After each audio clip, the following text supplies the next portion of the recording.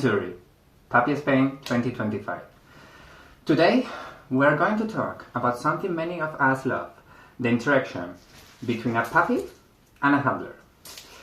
But not from a place of morbid curiosity or pure fantasy. We'll talk from how this dynamic is built in a healthy way, especially when people don't know each other yet, and how it changes once there is trust and clear agreements. From outside, puppy play is often seen as something purely aesthetic or playful, but in reality, like other fetishes and BDSM dynamics, it is based on communication, respect, and consent. And understanding this is the key for the experience to be positive for everyone involved. Because yes, it can be mischievous, fun, and very intense. But there are also rules, care, and a lot of respect behind it.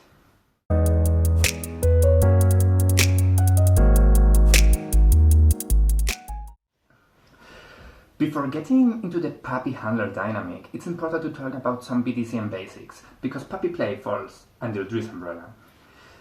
There are three fundamental pillars: consent, respect, and communication. Even though puppy play needs to be light or cuter, it is still a role-play dynamic, where there is usually a relationship of dominance and submission. That does not mean abuse or imposition. It means that both parties willingly accept those roles, and the submissive voluntarily give control to the dominant. Also, these dynamics are not the same for everyone. They vary depending on each person and the approach they enjoy or want to explore. There are more obedient puppies, more rebellious ones, stricter handlers, more affectionate handlers, and no one is the correct one, as long as there is consent and enjoyment.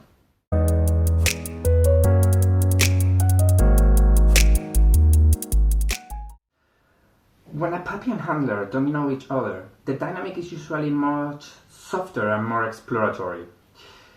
Here, it's very important to not assume roles automatically, not force behaviors, and read the body language and reactions.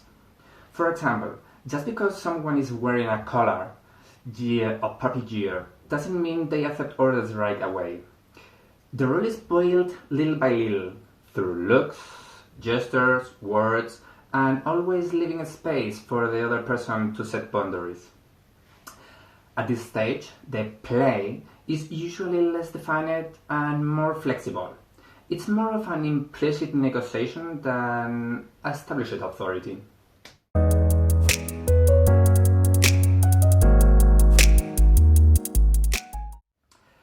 But the dynamic changes a lot when a puppy and handler already knows each other and have talked about limits, preference, and expectations. At this point, there may be a clearer dynamic, more authority for the handler, and more surrender for the puppy. But be careful, this authority doesn't appear out of nowhere. It's built over time through trust and the establishment of agreements. A puppy obeys because they want to, not because they are afraid.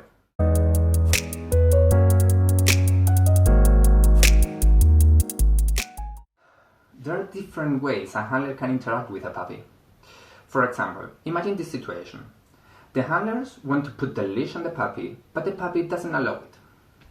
From here, different methods can be used, and not all of them work the same way for every puppy. If they know each other, they will have already talked about and agreed on how to interact, making roleplay easier. One method, though not the only one, is punishment. The handler may use a previously agreed punishment.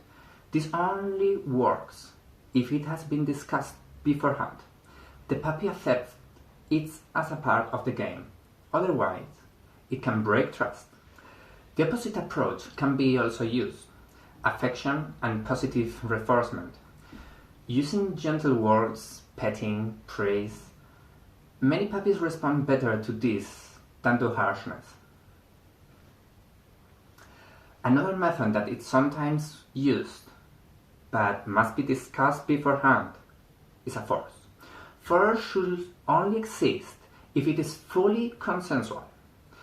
If not, it stops being play and becomes an uncomfortable and dangerous situation.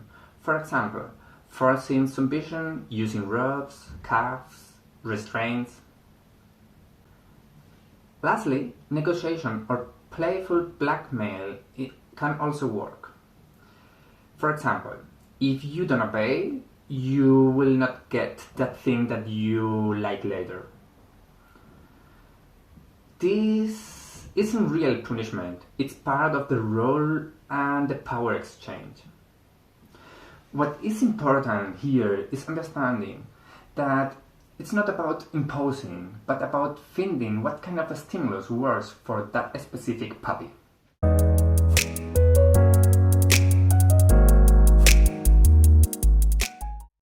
One thing I also want to talk about is one part that is often forgotten, but is fundamental, is aftercare. A way to leave the headspace and return to normality without it being too abrupt. After an intense or a strict dynamic, the role should be released gradually. The relationship returns to a horizontal level, and emotional care is given to the other person. Aftercare can include hugs, reassuring words, water, rest, or maybe just talking about how each person felt. Even if within the role the handler is strict and the puppy is submissive or very submissive, outside the role there are two people who care for each other. This strengthens trust and makes future interactions safer and more enjoyable.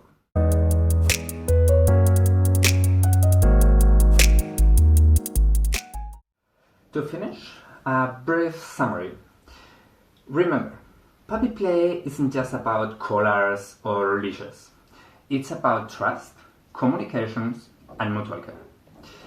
Every dynamic is unique, and the most important thing is not copying what you see, but building a relationship that works for the people involved. With respect and consent, the play can be as intense or as tender as you want it to be. Well, that's all. I hope this information has been useful to you. I hope we get to bark together out there someday. Bye!